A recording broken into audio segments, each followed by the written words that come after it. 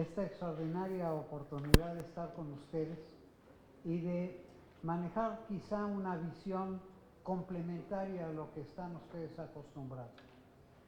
Mi experiencia personal durante los últimos años ha sido el tema de la prospectiva y voy a mezclar toda esta cuestión de la reforma energética, la seguridad energética en el caso mexicano, con una visión prospectiva que espero poder convencer a ustedes de que esto es lo que nos está haciendo falta. Quiero también agradecer no solamente a ustedes su presencia, sino también la distinguida invitación que me hiciera el senador Luis Sánchez Jiménez, la maestra Leticia Chavarría y el doctor Miguel García Reyes, que se encuentra con nosotros. Es para mí una suprema oportunidad y voy a tratar de aprovecharla y espero que ustedes también. Quisiera mencionar que de entre las 13 grandes reformas educativas que este sexenio han aparecido en el panorama, hay probablemente 3 que a mí en lo personal me han llamado la atención por su trascendencia, por la importancia que tienen. No quiere decir que las demás no lo sean o que no se hayan derivado de un buen pensamiento al respecto. Probablemente estas 3 se refieren a la reforma educativa, a la fiscal y a la energética. Es probable que la reforma educativa, como acaba de decirlo el propio secretario de Educación Pública, tiene características de evaluación de impacto a más largo plazo, o sea, que no veremos de manera inmediata. Pero las otras 2, la que se refiere a la fiscal y a la energética, sobre la que vamos a hablar, son de impacto inmediato, ya lo estamos viviendo. Bueno, ya estamos viviendo la educativa también en cierta faceta. Sin embargo, en todos los casos, la aplicación de estas reformas y la instrumentación, particularmente de la energética, ha sido no solamente lenta e incompleta, mucho más lenta e incompleta de lo que era predecible en un momento dado, como habíamos comenzado, más cerca, más lejos, más cerquita. Okay. Es que así no veo. Ya, muy bien. Los problemas que hemos encontrado en todas estas reformas han sido más de carácter estratégico o incidental en un momento dado para el contexto que vive nuestro país y la coyuntura que estamos viviendo hoy en día a partir prácticamente de este año. Por lo que se refiere a la reforma energética, es apenas muy recientemente que logramos concretar lo que era la verdadera pretensión de la propia reforma, que es un convenio de explotación y de exploración en yacimientos de aguas profundas. Todo lo demás era secundario y sin embargo comenzamos por ahí. En cuanto a la reforma educativa, después de muchísimas complicaciones y vicisitudes de carácter más bien político y laboral que propiamente pedagógico, en estos últimos días nos acaban de presentar, someter, digamos, a la población, a nuestra consideración, el denominado nuevo modelo educativo. Apenas lo estamos analizando y sin embargo hay una serie de comentarios ya preestablecidos en la materia por la historia que hemos vivido. En nuestra materia voy a agregar al asunto de la reforma energética 2 o 3 elementos que quisiera yo colocar en esta presentación. En primero de ellos, que es además mi experiencia personal, es esta cuestión de la prospectiva sobre la que voy a hablar un poco más. Voy a manejar el asunto de la seguridad energética y evidentemente el cambio climático en su vertiente, sobre todo su incidencia sobre materias de seguridad, incluso de seguridad nacional, no solamente de seguridad energética. Todos ellos están estrechamente vinculados y son de una importancia dramática y estratégica para nuestro país. El primer punto de referencia que quisiera establecer radica que para entender la reforma energética es necesario observar aspectos geopolíticos como los intereses globales asociados con el petróleo, el gas, los energéticos, ahora las gasolinas incluso.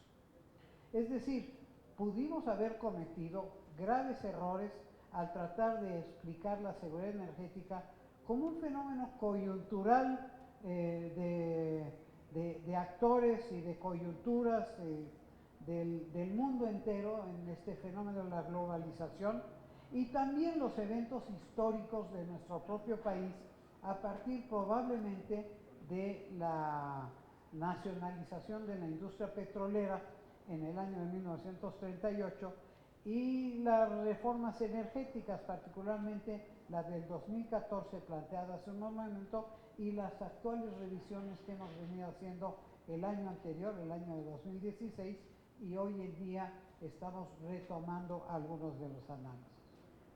La realidad es que enfrentamos un nuevo paradigma en materia energética definitivamente que se observa sobre todo por el cambio drástico en las políticas emanadas de nuestro principal socio, hasta ahora principal socio comercial, a partir del día 20 de enero del 2017, cuando no solamente toma posesión el presidente de los Estados Unidos, sino se emiten inmediatamente las órdenes ejecutivas de Estados Unidos que impactan a México y a Canadá en particular.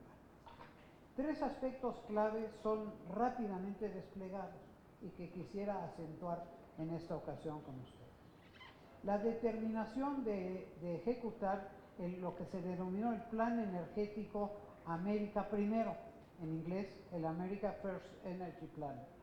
La de la política orientada al cambio climático, incluyendo la designación reciente de un señor que se llama Esteban Pruitt, de intereses económicos muy importantes en la industria petrolera, como nuevo titular de la Agencia de Protección Ambiental, Environmental Protection Agency en inglés, que modifica sustancialmente las acciones al medio ambiente, ya que a partir de las órdenes ejecutivas de este enero de este año, se revierte el plan del poder limpio que ya había sido establecido, creado para reducir las emisiones de carbono en general en el mundo entero, donde finalmente se había logrado la adhesión de Estados Unidos y hoy en día prácticamente el rechazo de Estados Unidos, la salida de Estados Unidos. Adicionalmente, se eliminan y se posponen una gran cantidad de acciones y compromisos que se firmaran no solo por Barack Obama, sino realmente por el equipo de trabajo de Barack Obama y que están vinculados particularmente por lo que se refiere al cambio climático con el último acuerdo de París, que fuera ligado como plan de acción climática y que fue confirmado posteriormente. A todo ello hay que agregar la emergencia, por ahora muy desordenada, tenemos que reconocerlo, hay enormes críticas sobre la forma, no sobre el hecho, sino la forma de introducción de la generación de lo que denominamos energía limpia o energía renovable, como el desarrollo de los procesos de captura, limpieza, transformación y aprovechamiento incluso de los gases ácidos de efecto invernadero, particularmente el CO2, provenientes mayormente de la generación de energía, en diferentes facetas de ello. La perspectiva de lo que yo quiero, digamos, incorporar en esta materia de discusión que ustedes han venido teniendo, requiere del análisis de los cambios que han venido ocurriendo, que ocurren, y de su contextualización de cada uno de los factores para poder conseguir lo que denominamos en esta materia el mejor de los futuros posibles. O sea, algo que pretende, que busca la perspectiva, área de conocimiento de muy reciente creación e incluso, te podría mencionar, de una creación que se originó en secreto durante la Segunda Guerra Mundial. O sea, a pesar del conocimiento que del mundo tenemos en materia de ciencia o de otra serie de conocimientos, es apenas durante la Segunda Guerra Mundial que logramos establecer este nuevo tipo de visión de la problemática y de visión de la solución. No cabe duda, la problemática de seguridad energética que ustedes están trabajando es extremadamente compleja. Sus consecuencias son de corto, de mediano y sobre todo de largo plazo. Son amenazantes, son dramáticamente amenazantes para el futuro de México. La supervivencia y la sustentabilidad de nuestro país dependen de nuevas estrategias que tomen en consideración estos nuevos contextos, pero también de las posibilidades de acción y de movilización proactivas para evitarlo y para conquistar ese mejor de los futuros posibles. De ahí la importancia no solamente de las metodologías, sino de la filosofía misma y de la instrumentación de naturaleza prospectiva y estratégica para la toma asertiva de decisiones y el cumplimiento de los compromisos inherentes.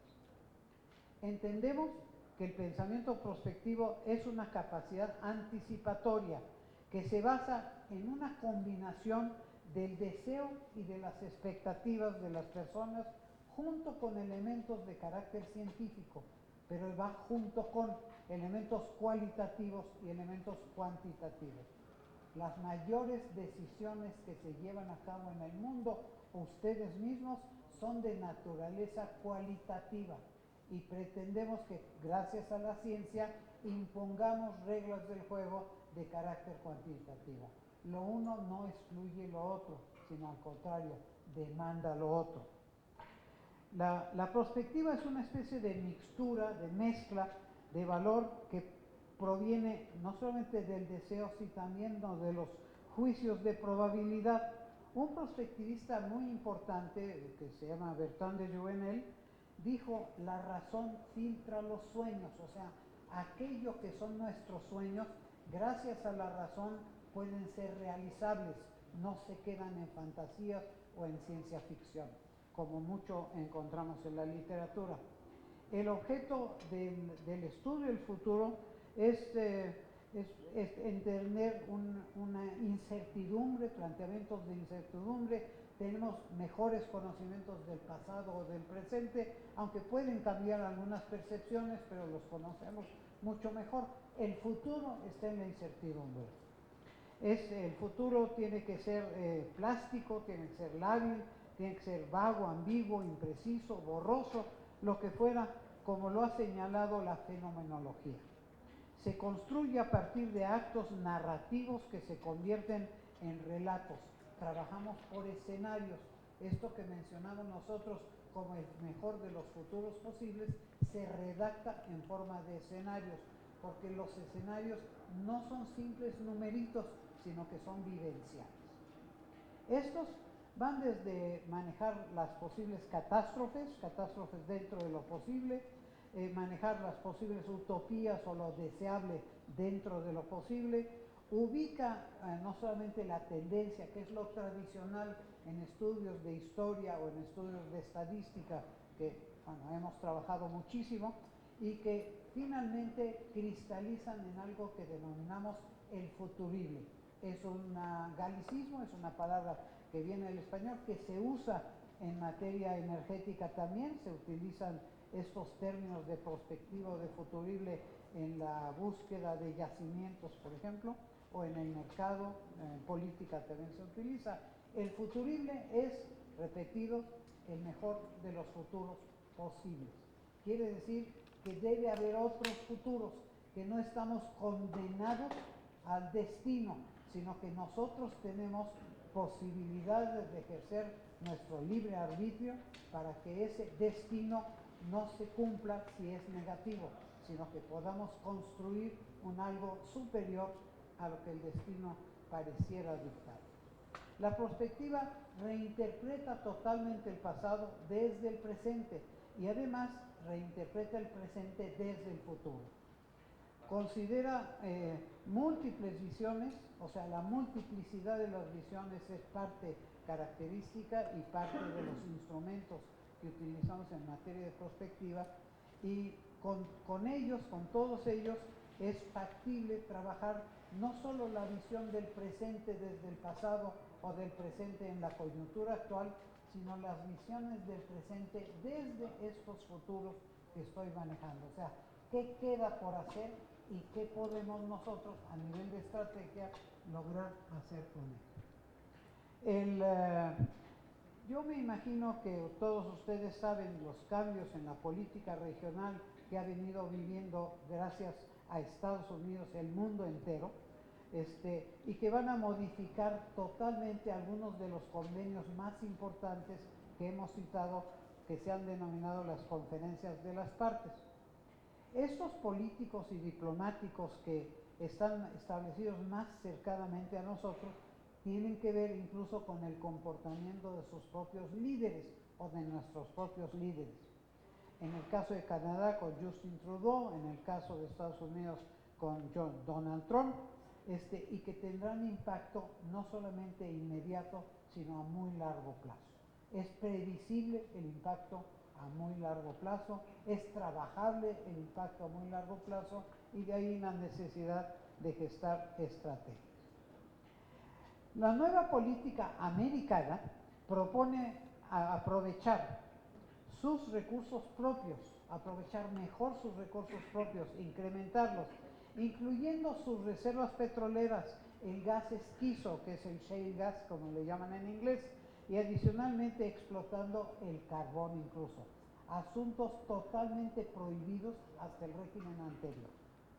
Lo anterior está con la intencionalidad de buscar una mayor independencia de la OPEC, por ejemplo, que fija los precios del petróleo, y de los carteles y las naciones que son productoras y que de alguna manera en la versión de los americanos han mostrado una cierta hostilidad hacia los Estados Unidos, que es la acusación del presidente Trump.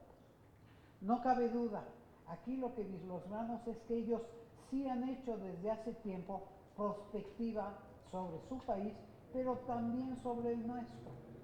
Es importante considerar que nosotros no hemos logrado hacer la prospectiva que nuestro país necesitaría para estar mejor preparado para situaciones de esta naturaleza. Nos hemos quedado pasmados sorprendidos e inactivos en muchas de estas materias, esperando a ver si hay algo que ocurra que nos puede beneficiar. Pero esperando a ver no tiene que ver con las acciones estratégicas que debiéramos estar tomando para poder crear o construir, voy a ponerlo más claramente, ese futuro. Hay una vertiente también en prospectiva que decimos que cuando es urgente, cuando las razones devienen urgentes, probablemente es demasiado tarde. O sea, hay acciones que requieren de una acción que pueda ser de alguna manera reactiva, por ejemplo, en materia de un ataque inmediato que tenemos que reaccionar, pero hay acciones que permiten este pensamiento, este ejercicio de la inteligencia y de la voluntad de nosotros los seres humanos. Y en ese sentido la frase que yo quiero transmitir a ustedes es que más vale tarde que nunca. No lo hemos hecho, pero no quiere decir que no podamos y que no debamos hacerlo. Incluso hay algunas frases muy interesantes, por ejemplo, que vienen del gobierno de los Estados Unidos, que dicen, fue insensato que el Acuerdo de París, que maneja la cuestión del cambio climático, entrara en vigencia antes de la elección. O sea, todavía Obama en sus últimos días hizo que entrara en vigencia, lo firmó. Bueno, ya esto se está deshaciendo dramáticamente. Muchas naciones incluso han venido expresando su esperanza en que Estados Unidos de América se mantenga adherido al pacto. Es como pensar que por creer que algo puede ocurrir que nos beneficie, como si nos sacáramos la lotería, nos la vamos a sacar. Pues no basta con comprar el billete de lotería, realmente hay que trabajarle para poder hacer la conquista que estamos buscando. La nueva estrategia de Estados Unidos representa un reto gigantesco para México en cuanto a políticas públicas, en cuanto a su aplicación en la realidad, contundente y oportuna, relativo tanto a la seguridad energética como al cambio climático y finalmente a la seguridad nacional. Es una invitación a que veamos el asunto de seguridad mucho más completo, incluso porque la seguridad energética es parte de la seguridad nacional. Confrontando nuestra propia tendencia, si voy a ser crítico, me van ustedes a disculpar, de cierta desidia, de cierta falta de compromiso real, de ciertos niveles de corrupción o de impunidad que están mezclados de por medio, como la circunstancia actual de que nuestro principal socio y vecino está incluso modificando con estos pretextos su enfoque estratégico en esta materia hacia nosotros. Para México, las recientes reformas, particularmente la energética, han sido fundamentales para el diseño de nuevas políticas públicas, por sus cambios en el ciclo de producción, transformación, manejo, distribución y uso de petróleo, gas y subproductos químicos, incluso de gasolina. La perspectiva del petróleo crudo, elaborada para dar algunas cifras, les recuerdo que todo esto, todo lo que yo manejo es mezcla de lo cualitativo con lo cuantitativo, o sea, no es solo lo conceptual. Entonces, la propia Secretaría de Energía, nuestra Secretaría de Energía, comprende la importación de crudo ligero entre el 2018 y el 2020, o sea, esos 2 años que nos quedan hasta el 2020, y a partir del 21 incluso, conforme a los datos de esa Secretaría, que considera los escenarios futuros de producción y consumo en México, que inciden en las licitaciones de la ronda 1 hasta la ronda 4, proponiendo para el 2022 una producción de aproximadamente 2.600 miles de barriles de petróleo, o sea, 2 millones. A partir de estos datos, es posible que México haya cometido un error estratégico al no aperturar los mercados alternativos, dependiendo exageradamente de Estados Unidos. En este momento, esa exageración nos está golpeando dramáticamente. La combinación de nuevas políticas que asumieron no solamente Estados Unidos, sino Canadá también, y entre ellos también, por ejemplo, consolidan un proyecto de tuberías que estaba prohibido por el régimen de Obama, que se construirían desde Alberta, Canadá, en el proyecto que se denomina Keystone XL, la orden ejecutiva que indica la construcción del oleoducto a Dakota, Estados Unidos, Dakota Access Pipeline se llama, que llevará productos hacia Nebraska, Houston, Texas y Miami, o sea, muy cercanos a México. Lo más probable, esto quiere decir que van a traspasar la frontera, por debajo, por encima, por donde quieran del muro, pero va a traspasar la frontera para nutrir, para que les podamos comprar gas que viene no solo de Estados Unidos, sino de Canadá, cuando nosotros pudiéramos producir. Lo anterior coincide con la necesidad de que México, a partir del 18 y por un periodo inicial de al menos 3 años, podría llegar a adquirir hasta 50,000 barriles diarios de petróleo crudo tipo ligero.